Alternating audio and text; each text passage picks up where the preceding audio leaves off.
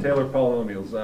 The Taylor polynomials that you've done would be calculate the equation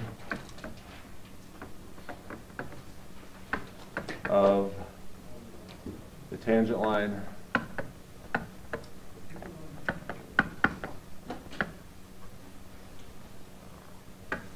for f of x equals e to the x at x equals 0.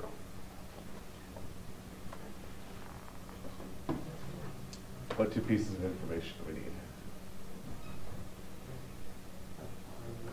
Okay. Right? And f prime at 0 is 1. And f at 0 is 1 as well, right? So you would write your equation as what?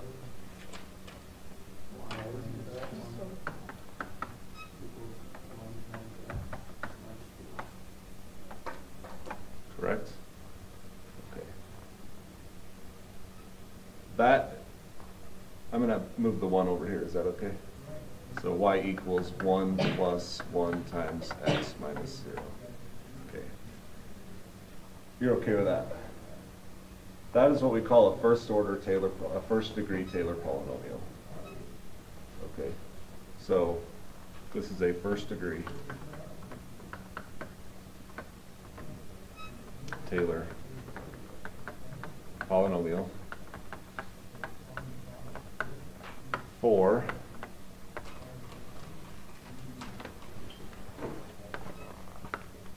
and you got to get these like language sentences down. F of x equals e to the x centered at x equals 0.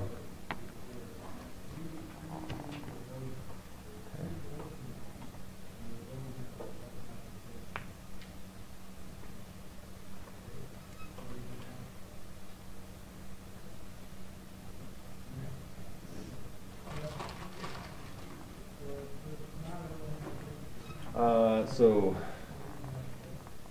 this statement we can write as a formula for Taylor polynomials. So this is a Taylor polynomial of first degree. Right? Taylor polynomial first degree. This is f at a. In our case, a was 0, right? Plus f prime at a times x minus a. The first degree uses the first derivative. Right? And then we're centered at 0, so all these become, the a is 0. So this would be a. Okay. Make sense? The stuff you've done, we're just putting it in a different language now. So what you've done is here's e to the x. You've got 1, you've got a tangent line, right? Can we approximate values of e to the x in here with this line, right? But what happens as we go farther out? We get more inaccurate, correct? Okay, so Taylor polynomials, what we're going to do is we're going to do second order Taylor polynomials and third order Taylor polynomials that start to put more of a curve to this as an approximation, and it's more accurate. And then in a few days we'll calculate how much error there actually is at certain spots. Okay. So it's this formula, we just expand it out to second and third and fourth and fifth derivatives. Right. So would it be like f of a plus f prime of a times x minus a, and then like for a second degree, would it be f of a plus f double prime of a times x? No, it's even easier than that actually. Let's write it down on the next slide. So Taylor polynomial nth degree. Okay, that will match the derivative that you have.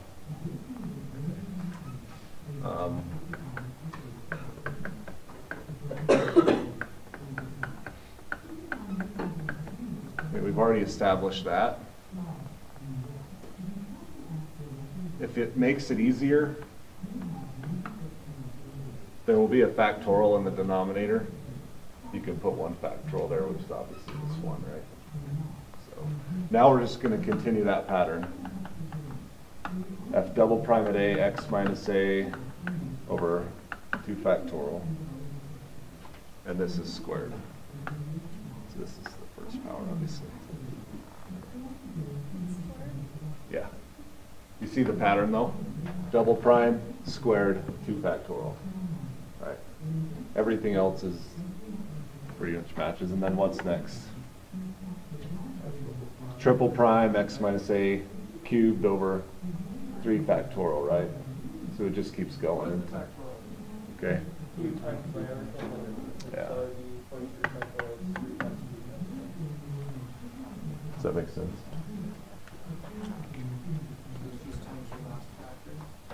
Like 3 factorials, 3 times 2 times 1. 4 factorials, 4 times 3 times 2 times 1. 0 factorials. I thought I was Will you turn them off? Yeah, I usually have to turn them off. Yeah, I was wondering what was going on, but I was like, he's probably just playing with something. No, I usually turn them off. How far out will this go? Okay, this can go forever. Unattached. There, just press the power button right there on the left side of that speaker.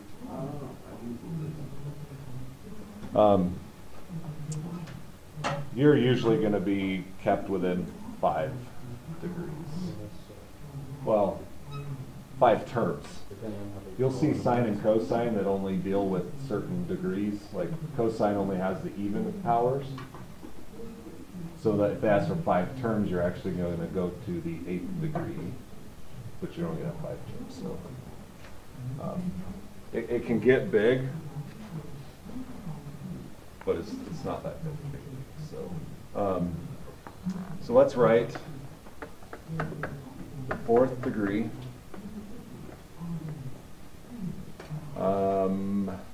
Maclaurin. You're gonna have to solve them, like actually find the value of it. What do you mean? I assume not, because there's Like find the value of all this. You actually have to write the equation, yeah. But you guys don't have to like calculate it out and find one number. That is part of it. So like sine and cosine. We have the unit circle, right? Yeah. So we know all the values for the unit circle, but what about like a value for sine of 1 without a calculator? Right, exactly. You can do a Taylor polynomial centered at 0, because you know all the values of sine and cosine at 0, right? Yeah. And then you can go out a long ways, and you can plug 1 in as your x value and get an approximate value for sine at 1. Right? So, and it can be very exacting. You can get down to 5, 6, 7, 8 decimal places if you so desire. So, okay. A Maclaurin polynomial is just a Taylor centered at x equals 0. Okay. How do they have to do that? Maclaurin came up with these first, just for centering at x equals 0, and then Taylor generalized it to everything. So Taylor gets the credit for generalizing it to everything, but Maclaurin still gets props for making the first discovery. So, for f of x equals dx. Okay, we don't need the at now.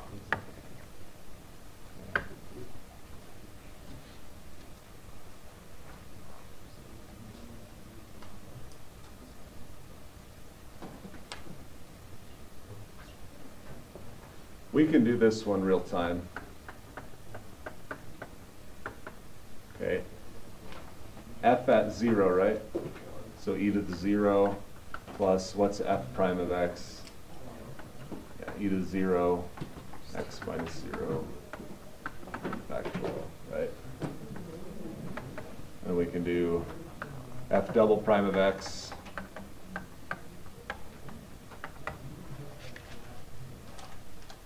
The nice thing about e's, they're all the same, right? So.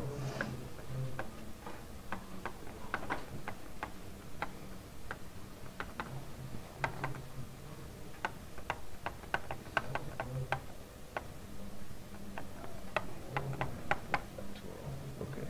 So then what's the next one? We don't have one here, we're just writing the This is polynomial like an approximation. equation. Yeah, This- so, I'll show you a picture of what these look like here in a sec.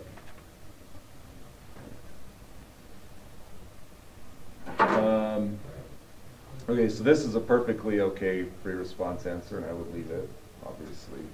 But if you're looking at multiple choice, it might zero it down to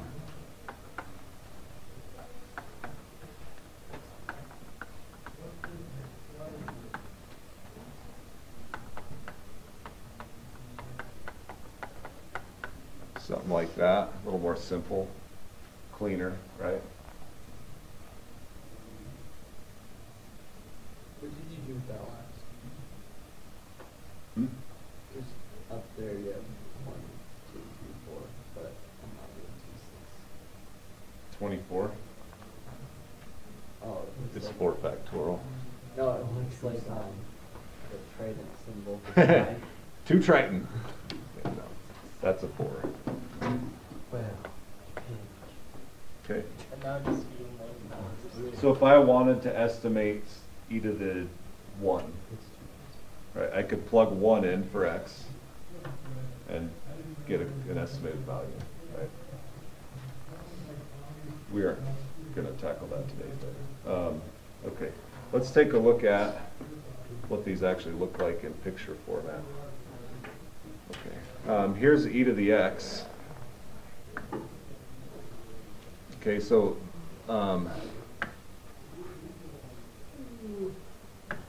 okay, there's your first degree Taylor polynomial centered at 0. It's just the linear equation, right? Here's the second degree. See how it matches it better? And then the third degree is going to follow it even better. Obviously, we're getting a lot more error coming out this way, and when we get up here, right? But fourth degree, which is what we just calculated, even better, right? So I can probably get pretty good approximate values out to maybe -1 all the way out to, I don't know, 1 or 2. And if you center it at different places, is that when you get like the negative values rather than? Yeah, you can center it at different places and get approximations. why can't we just use You want to be strategic sometimes about where you center it, right? Because if we center it at 0, we know the value of e to the 0, right? And we can plug something in here and get a good number, but e to the 1 is 2.718. Do you want to put that in your equation? We can still do that. But how about e squared? Then it gets a lot more complicated, right? So it's strategic to pick your centering if you need to pick it. You're usually given it. But then the 5th and the 6th, and you can see how it just continues to model this curve better and better, right? Why can't we just use the ratio function? The actual function? Yeah. So when that Well, for e to the x, you can, right? It's not that difficult. But when you run into something, let's say, like cosine. What's the cosine at 1? Great question. See, exactly. You know cosine at pi over 2, that's 0. But now we can take cosine and write a Taylor polynomial. Right, there's the second degree. And notice there's no x value. I'll tell you why here in a sec. There's the fourth degree. 3 terms though. Sometimes you're asked to write the first 3 terms or the fourth degree, the same answer, right? But you can see how this starts to model cosine pretty closely, right? Centered at 0. So we could probably get pretty accurate values all the way out to pi now with the 8th degree. Okay. And then we can also centered at different spots. You can see this one's actually centered at a different location.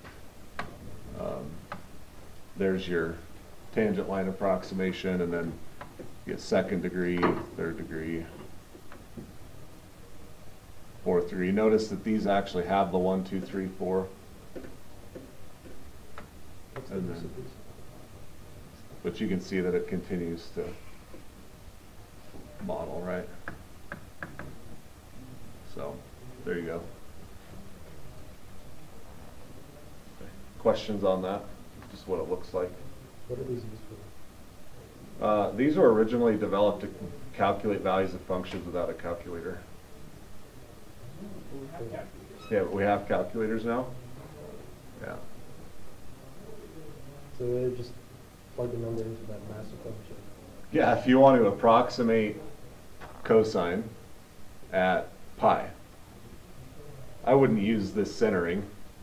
I would use centered at 0 and go, go out. But yeah, you can get a number, approximate numbers.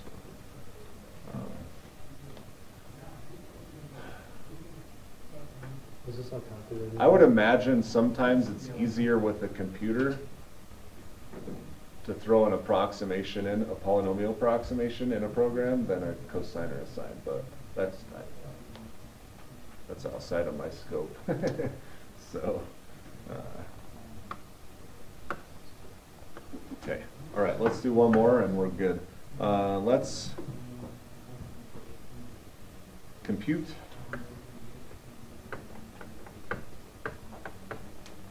the Taylor polynomial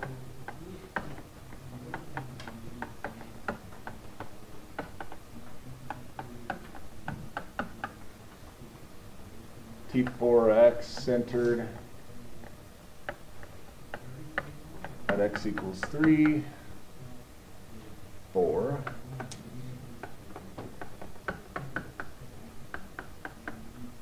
Make this one real fun.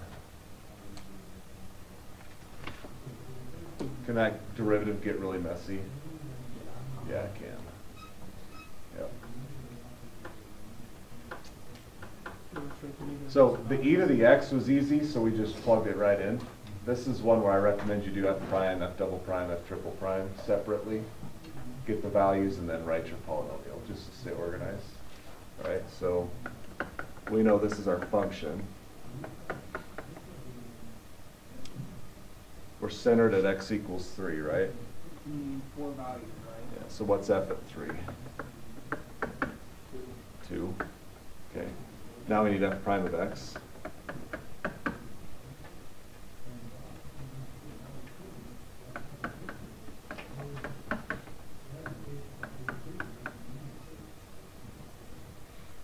Right. What's f prime at 3? 1 over 4. Yeah. Are you okay with that? Everybody? Yeah. Okay. F double prime is?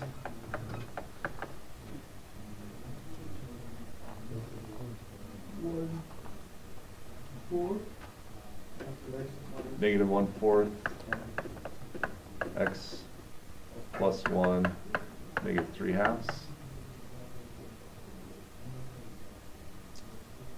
Okay, so what's f double prime at 3?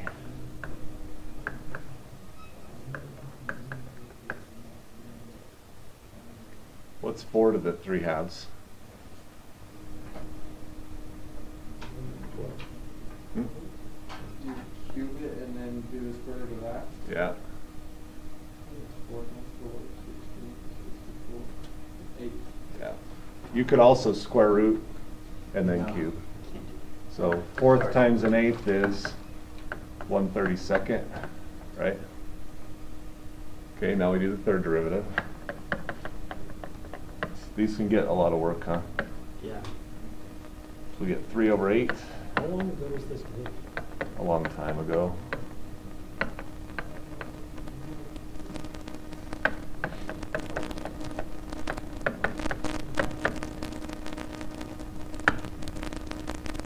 All right, what's 4 to the 5th power? 32?